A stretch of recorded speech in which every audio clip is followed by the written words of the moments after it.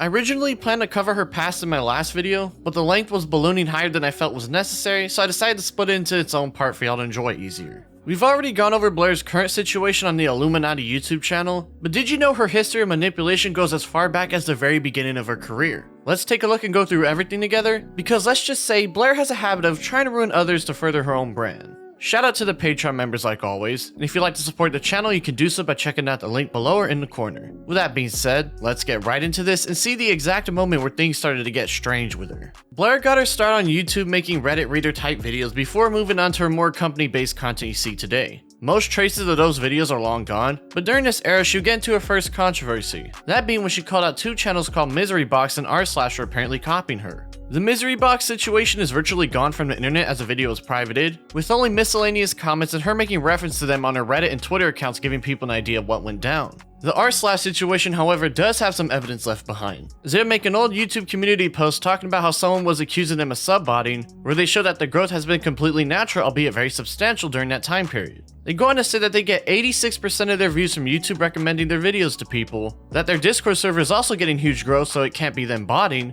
and that Blair apparently said it was fishy to get 5 subscribers in an hour before going on about why some people might think he's botting because of luck and skill. They would say that botting is stupid and reckless because it could get you banned, before anything's off with a typical thank you statement for sticking by and a quick screenshot of their stats to see that everything falls in line correctly. From what I've read and heard is that Blair also allegedly claimed that r/slash swatted her as well, but I can't find any screenshots relating to that, so take that claim with a grain of salt. Blair used to also work with the live streamer TommyC at one point in time, both behind the scenes as someone with access to the channel itself, and even appearing in a couple videos with him as well. This would be short-lived as one day she would end up deleting a handful of miscellaneous videos off his channel without warning, only leaving a vague Discord message about parting ways and TommyC responding as such, thinking it was just a friend moving on in life. He would then find out his videos were gone and put the pieces together behind the scenes before launching up a live stream on July 4th, 2019 to explain the whole mess to his viewers. He would open up and explain that not only did she delete public videos but also private ones too because she planned on suing Keemstar and she didn't want those videos around anymore. Yeah, some of them were privated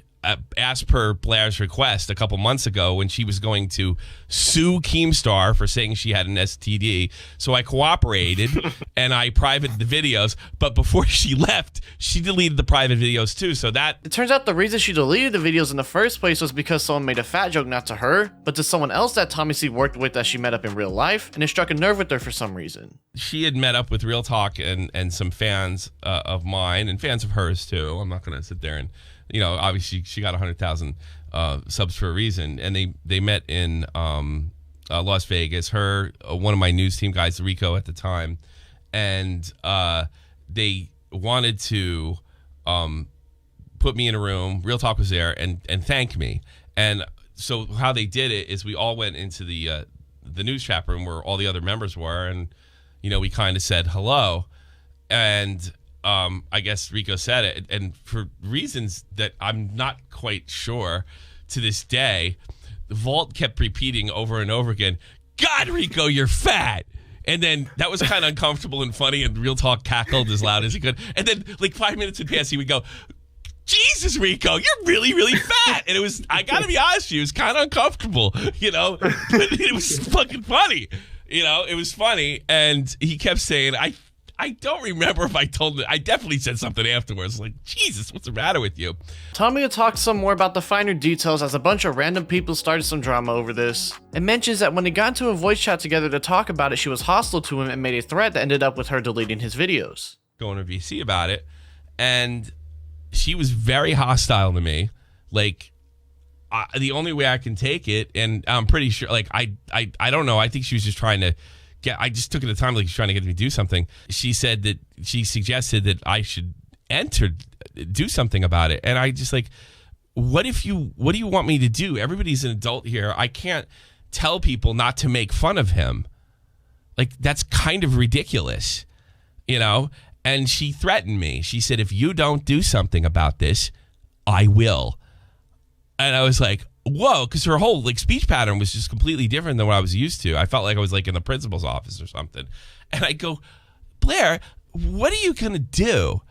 And she sharply replied, I'm going to kick Dr. Zhivago out of my server. It turned into a situation where Blair was mad that people were talking about the situation in her own Discord server and wanted Tommy to stop it in his server as it started there. Basically her trying to police the internet in whatever way she could. Also, that video clip and the message in that screenshot that I showed you, this is the full context of it right here. That's a lot of money, I guess, for a person of color. Better watch your back, keep your people in control. Better YouTuber. Yeah, fuck you, I'll do what I want. So Blair was already annoyed, and when someone made that donation, she thought they were throwing shade at her and it irked her the wrong way, so she deleted the videos in a petty revenge scheme. This was a very, very petty situation involving a control freak trying to enact her will upon others in any way she could, and since Tommy wasn't listening to her, she deleted the videos not only as a power move, but to also cover her ass when she would sue Keemstar. Blair also tried to blame the video deletions on another member too, showing that she knew what she was doing was wrong, alongside a message to someone about now having to protect her own Discord server due to the impending livestream, and telling her members that a Tommy C associate made fun of her miscarriage when it had never been a talking point at all, and that is a pretty unsubstantiated claim that never went beyond that. Just 4 days later on July 8th, Tommy would upload another livestream, this time showing that Blair had been involved with false striking other YouTube channels. The first piece of evidence would be between someone asking another person what she told them, in which they would respond that Blair told them their art was being used in their video and that after talking about it with their friends, only then did they strike the video down. While not directly doing it herself, she did warn the artist about it, so this screenshot at the very worst is just sketchy but nothing too bad yet. However, she would also go to another person and imply the same exact thing to them in a video ironically titled trying to goad Blair into false striking it down. Suddenly, it became clear that Blair had a vendetta against these people and was trying to convince anyone whose content was used to get them to do her bidding for her, which is reminiscent of the situation with Tommy C where she was trying to control him to get his Discord server to stop talking about things. That would be confirmed further as the DMs between the artist and Blair would leak out, showing that she indeed planted the thought in their head that they could strike it down by stating that if they gave them permission or not to use their art. So while the artist did indeed come to the conclusion when talking with their own friends to false strike it, it was Blair who was going after them in the first place and doing these mind games intentionally through other people as seen by the second DM and the heavy implications it held. I won't lie, it's some smart manipulation coming from her, so I gotta say I'm pretty impressed, but once the DMs leaked out, it was pretty easy to put together a proper story on how she likes to operate. Blair would also block any people associated with those she now hated, going as far to block someone simply for following them on Twitter. A then 16-year-old teenager would come out 2 years later and say that she added these people once when making a joke, and that Blair would start to try and manipulate them in DMs because of this. First saying that it was because they were endorsing these people and telling them goodbye as they replied saying they weren't doing none of that. She would continue these mind games saying how they'll miss them for choosing these people over her as they explain things to her, explaining exactly everything to her for the rest of the DMs, with things ending with Blair cutting them off after they wouldn't submit to her. The fact a grown-ass woman was manipulating a teenager in such a way is honestly insane, but again, it shows how far she's willing to do anything to get her way or get back at the people she doesn't like. Cruel World Happy Mind, also known as Madison, would become the very next person of interest, as one day in 2020 someone would mention that Blair made a video very similar to hers, and after talking about it with friends she decided to DM her as she felt she copied her. She would open up by stating that she was small at the time, but a lot of the beginning of her video sounded very similar to her own and that she just wanted to have a discussion with her about the whole video making process and whatnot to hash things out between each other. She wouldn't hear anything back from her, so during another moment where Blair's name was involved, Madison would again message her saying that they should really clear things up together before they get out of control for no reason. Now despite not replying to Madison, Blair herself was actually quite aware of her by this point, as during a podcast she appeared on September 10, 2020, saying that she doesn't watch other anti-MLN channels similar to herself and proceeded to talk shit without outright naming her as to not get into any controversy. But it's a very small YouTuber, and she DM'd me on Instagram claiming that I copied her. You got that. And okay, she claimed that I copied her video that she had done maybe a couple weeks ago, right? And the video that I had done the topic on was suggested to me multiple times from my comment section. So I just listened to my comments and I made a video because that's what people were interested in my opinion on. Those were her sources. And then she sits down for a video, maybe 30, 40 minutes long, drinks a coffee, is distracted the whole time, and just gives her opinion on how she feels about things. And I said, you cannot believe for 1 second, ma'am, that I am copying you. You are giving an opinion. I don't do that. And she even admitted, well, kind of, that she was restructuring her channel to kind of mock my own channel. So I was like, so you're taking my formula, essentially, like, you're looking at how I outline my videos, you're trying to replicate that, and then when I cover a topic that you've already covered, I guess, then you say that I'm copying you. But I was like, honey, I've been doing the same thing. Like, that's not my fault. Yeah. and then she deleted the DM after a couple days, but I kept the screenshot.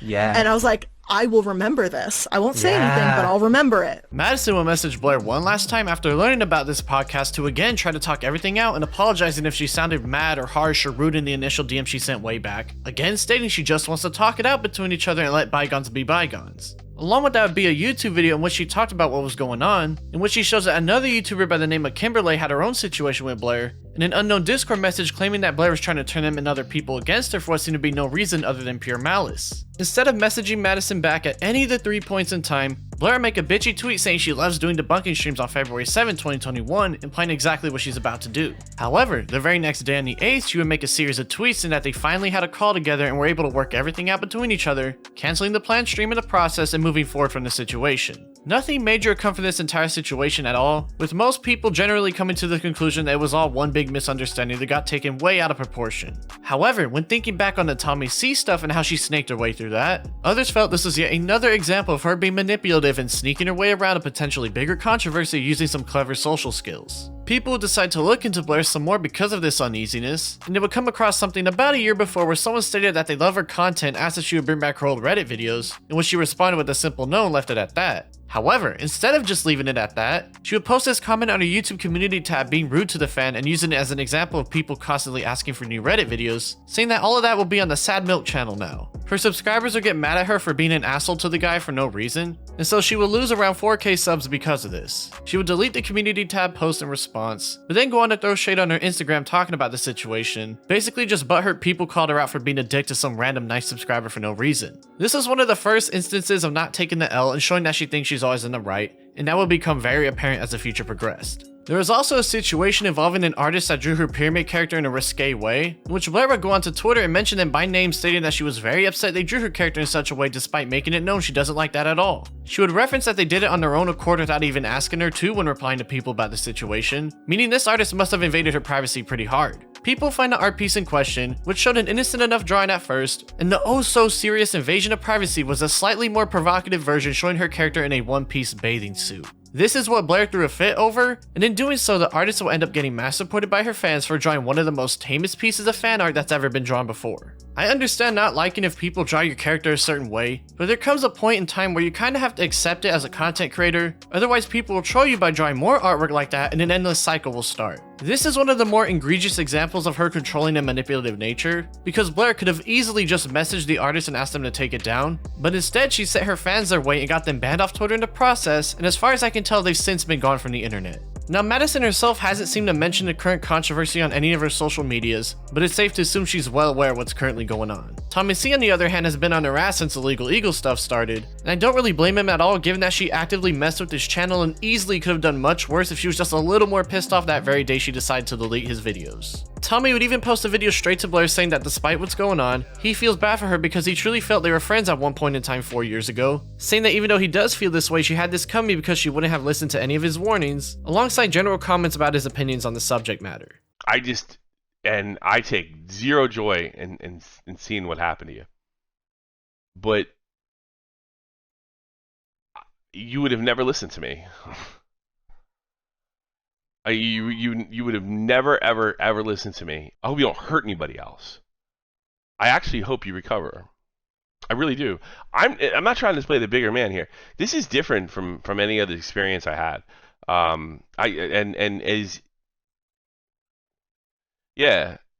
This is really different. Because all you ever had to do was just be honest and not so much tell the truth. I mean, I really like. Can't tell the truth in every situation. Be captured by the enemy is give them a social security number and your name and rank. I get that. But I think you whatever you thought you were and whatever those mods they did to you or they made you feel, the dopamine they gave you, I think it really hurt you. I hope things work out for you. I mean that. I just hope you don't ever do that again. I hope if you get it back, you realize you probably don't have to operate like that. And it's okay if you never get back 100% of what you had before. The video's a bit ranty, but he does get his point across while giving people more personal insight about just how long she's been at this little game of hers, and how he saw everything from his point of view throughout the years. As you've seen in my last video, we've gone over everything recently, and now that we've gone over her past, we'll get right back into what's currently happening. Soon after this news broke, her sponsor HelloFresh had confirmed that they dropped her from their sponsor list on May 23rd, and her podcast members on the Leftist Mafia ended up dropping her on May 25th with a statement to boot. The allegations weren't good, and we couldn't really stand by without any sort of addressing of the situation on her end, but it just wasn't happening in the weeks that we gave her the chance to do it. So as of today, the Leftist Mafia is Mike Figueredo, David Dole, Ole, Lance, and me, Matt Binder. And that's it. The 5 of us. After posting a bunch of videos and avoiding the situation entirely, she would stop the barrage of uploads that her writers and editors made for her and post an official response to the entire situation in her Discord server on May 27th. She would state that she's aware of the false allegations made against her and she's looking into everything and gathering up all the evidence and facts so she can properly address it. She would then thank her fans for sticking by her and that she's confident the truth will prevail as she signs off. She would also post this to her Twitter and YouTube community tab as well, with that comment to like ratio getting spicier with every passing minute. Someone on Twitter would post that her Discord is doing whatever they can to suppress the information from spreading around, and later on that very day, Wonderstruck would end up posting that Blair is threatening him with a cease and desist after he exposed her alongside many other people involved in the situation, and a couple days later on the 30th, he would post an official GoFundMe for the legal fees. This situation has definitely taken a turn for the worst for Blair. I won't lie, I thought her and her team brute forcing the rest of her video catalog would work, given that's how things usually go down whenever a popular creator does a massive fuck up like this, but that side of the internet is on her ass like hawks, and it's pretty refreshing to see. Blair has to pull off some sort of M. Night Shyamalan type of plot twist if she wants to get herself out of this situation, because it is not looking good for her right now. She is not getting the views she used to get, and she has lost a lot of subscribers ever since this situation started a month ago. All the years of harassing, abusing, and manipulating everyone around her in order to further her goals and her YouTube career have officially come back to bite her in the ass, and after looking into her past now, I can't say I feel any sort of remorse for what's happening. We'll see what the future holds, but the end of the Illuminati YouTube channel inches closer and closer with every passing day.